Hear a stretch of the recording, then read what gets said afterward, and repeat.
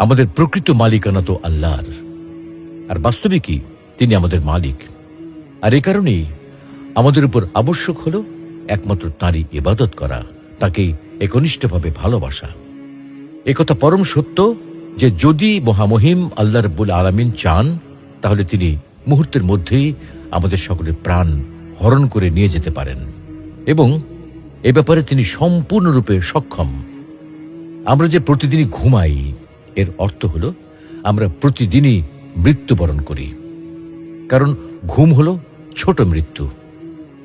এজন্যই তো সকালে ঘুম থেকে জাগ্রত হয়ে আল্লাহ তাআলার কৃতজ্ঞতা আদায় করে বলি, সমস্ত প্রশংসা সেই মহান আল্লাহ তাআলার, যিনি আমাদের প্রাণ ফিরিয়ে দিয়েছেন।